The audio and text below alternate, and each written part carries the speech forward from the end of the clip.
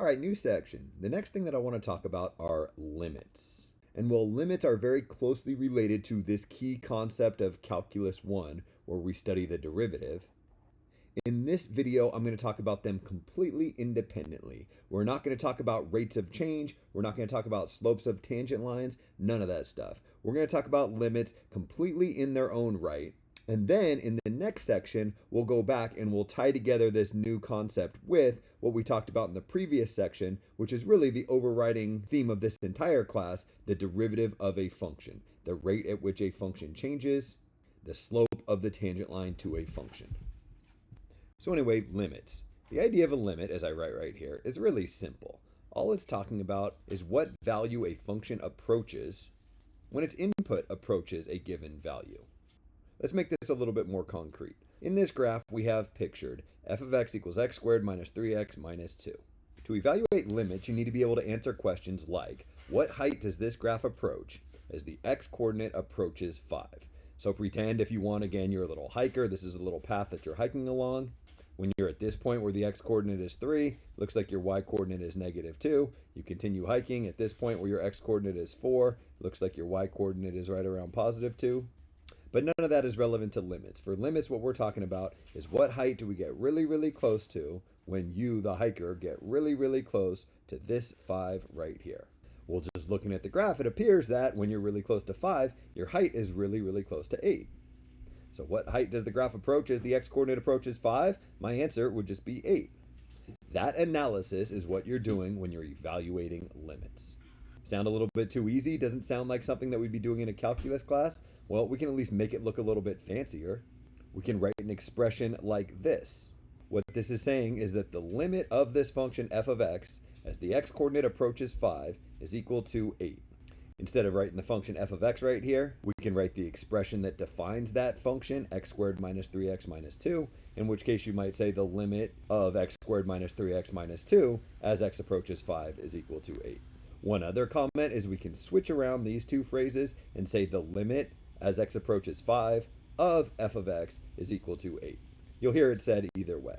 But the important thing for you to recognize is when someone asks you a question that maybe before this video just looked like a big jumble of symbols, you want to be able to interpret this, understand what question is being asked. Oh, you're asking me for a limit, specifically the limit as the x-coordinate gets really close to 5 of this function f of x.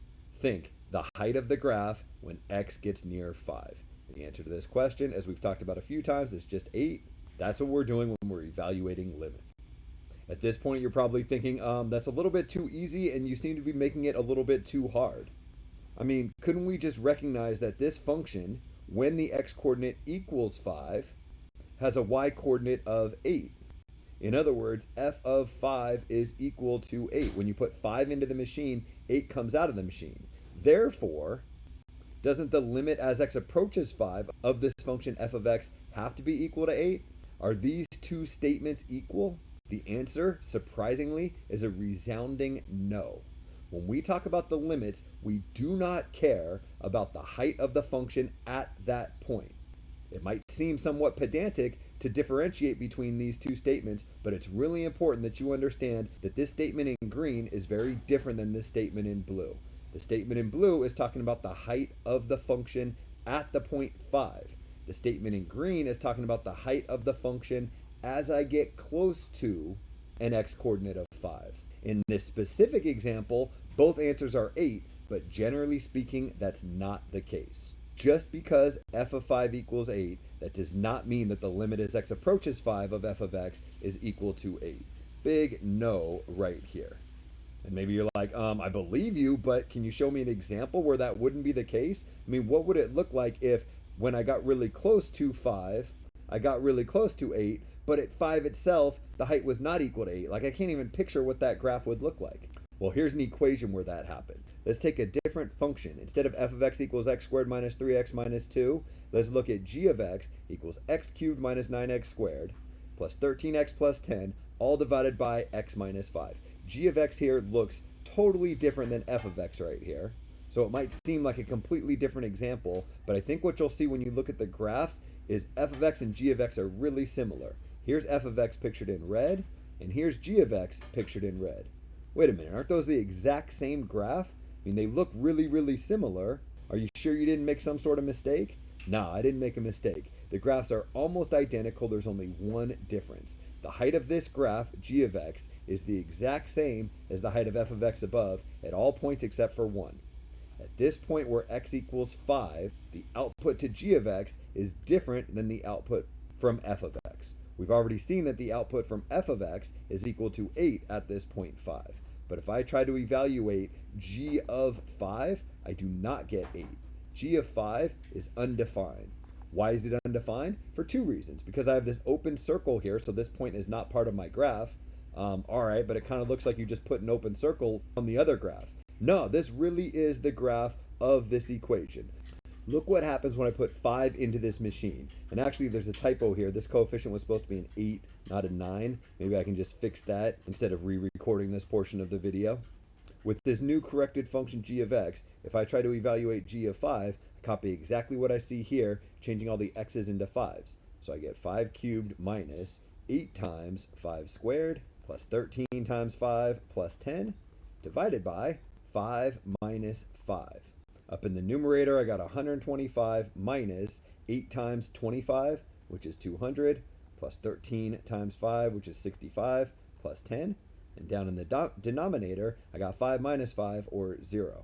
125 plus 65 plus 10 is 200, minus 200 is 0. When I put 5 into this machine, I get 0 divided by 0. I get an undefined output. Algebraically, we come to the exact same conclusion that we came to geometrically. When I put 5 into this machine, I get an undefined output. G of 5 is undefined. However, the limit as x approaches 5 of g of x is not undefined. Why not? Because the limit as x approaches 5 of g of x is not concerned with the height at 5. It's asking, what height do I get really, really close to when I get really close to an x coordinate of 5? So you're picturing the hiker that's kind of hiking up the hill that's standing right here. The hiker has not quite gotten to this x coordinate of 5, so the hiker is not in an undefined point on the graph. The hiker's getting really close to 5, and the hiker's height is getting really close to 8. Even though g of 5 is undefined, the limit as x approaches 5 of this function g of x is still equal to 8. When you're evaluating limits, you can't just look at the height of the function at that point. And here's an example illustrating why not. If you're like most students, you're like, okay, that feels like a really contrived example that you, the teacher, made up to highlight the difference between these two things. But generally, I mean, most of the time, don't I have an example like this? And can't I just look at the height of the function at that point as opposed to this new confusing things with limits? And the answer is no. Surprisingly, this case that we see in this first example is not the common case in a calculus class. This case, which might look weird and contrived, is actually the typical calculus case. This is the case we'll be interested in, not in this case. So this is kind of the special case. And yeah, in this very special case, the limit as we approach 5 is the exact same as the value of the function at 5, but that's a special case. These are only equal if the function is what's called continuous at this point.